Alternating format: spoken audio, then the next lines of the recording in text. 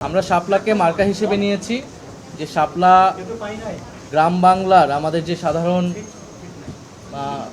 মানুষ, আমাদের যে নদীমাতৃক বাংলাদেশ, আমাদের যে খেটে খাওয়া মানুষ, তাদের সকলের কাছে পরিচিত গ্রাম বাংলার প্রতীক হিসেবে শাপলা মার্কা হিসেবে জাতীয় নাগরিক পার্টি পাবে এবং এই শাপলা মার্কা নিয়েই আমরা আগামী দিনে জনগণের ভিতরে কাজ করব, নির্বাচনে অংশগ্রহণ করব।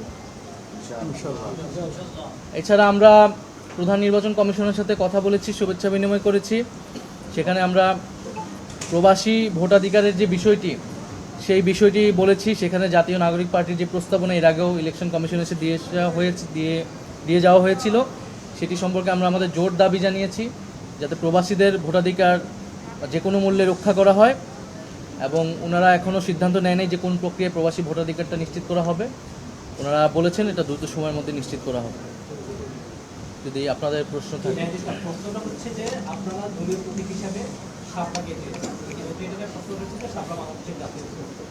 জাতীয় একটা প্রতীককে আপনারা আপনাদের মার্কা হিসাবে চাইলেন, এটা কেন?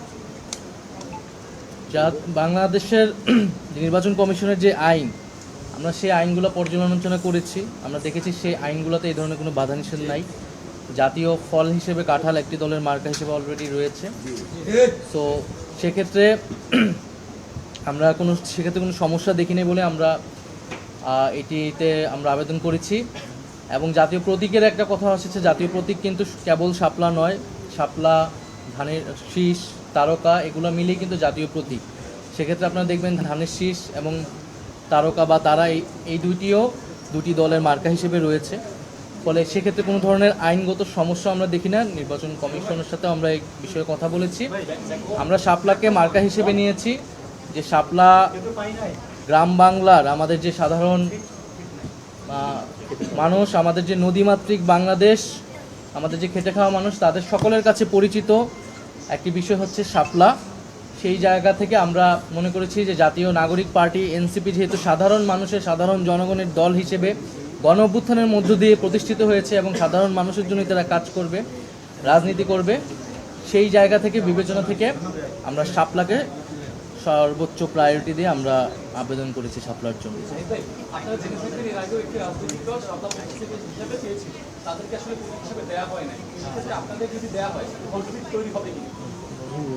এখানে যেটা বলেছিলেন, একটি দলের কথা বলেছিলেন, ওনারা অলরেডি একটা প্রতীক পেয়েছে এবং এক্সিস্টিং যে প্রতীকগুলো আছে সেগুলা থেকে ওনারা আবার নিষ্পত্তি যদি হয়ে যায়, বর্তমানে ওনারা যে প্রতীকটা চেয়েছে এটা নাই।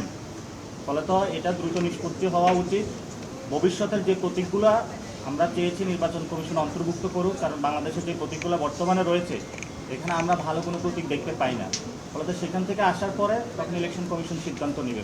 তবে ওনাদের যে পদ্ধতিগত একটা ভুল ছিল সেটা সবাই এখন দেখালেখি করতেছে, কথা বলতেছে, সেইটা নিয়ে আমরা কোনো সমস্যা হবে বলে মনে করি না। যেহেতু আজকে আপনারা নিবন্ধনের জন্য আবেদন করবেন, তার মানে আপনাদের নির্বাচনের প্রস্তুতি এখন আগামী জাতীয় নির্বাচন আপনারা কি কারোর সাথে জোটবদ্ধভাবে নির্বাচনে যাবেন নাকি একাই আপনাদের যে প্রতীক প্রত্যাশিত সেই প্রতীক একাই? সাথে একটা প্রশ্ন যুক্ত করে নেই যে আপনারা তো সিসির সাথে কথা বলেছেন, সেখানে সিসির কাছে নিশ্চয়ই আপনারা আপনাদের প্রতীক নিয়ে আলোচনা করেছেন। প্রতীক নিয়ে মানে সিসির সাথে আলোচনা হয়েছে কিনা, হয়ে থাকলে উনি আপনাদেরকে আইনিগত বিষয়ে আমরা সিসির কাছে বলেছি যে আমরা সকল শর্তাবলী, সকল আইন পর্যালোচনা করেই আমরা আমাদের সকল আবেদনটি করেছি, কাগজপত্র জমা দিয়েছি। আমরা প্রত্যাশা করব যে ওনারা নিরপেক্ষভাবে আইন অনুযায়ী ওনাদের কার্যক্রম সম্পাদন করবে এবং সেক্ষেত্রে যাতে জাতীয় নাগরিক পার্টি আমরা যাতে কোনো ধরনের বৈষম্যের বা কোনো ধরনের অবিচারের শিকার না হয়, এটাই আমাদের প্রত্যাশা। আরেকটি বিষয়, নির্বাচনের বিষয়ে আমরা এর আগেও স্পষ্ট করেছি যে আপনারা জানেন যে এখন জাতীয় ঐক্যমত্য কমিশনের সংস্কারের একটি কার্যক্রম চলছে এবং আমরা ডক্টর মোহাম্মদ ইউনূস উনি জাতির কাছে কমিটমেন্ট দিয়েছেন যে জুলাই মাসের মধ্যে জুলাই সনদ হবে এই ঐক্যমতের ভিত্তিতে। ফলে আমাদের কাছে এখনও প্রধান প্রায়োরিটি হচ্ছে কিন্তু সংস্কার। ফলে সংস্কারের উপর নির্ভর করেই নির্বাচনের বিষয়ে আমরা আসলে সিদ্ধান্ত নিব। আর জাতীয় নাগরিক পার্টি এনসিপি আমরা বলেছি যে জুলাই ঘোষণাপত্র এবং সংস্কার এবং গণপরিষদ এবং বিচারের রোডম্যাপ, এই সকল কিছু মিলে আমাদের এই মুহূর্তের রাজনীতি।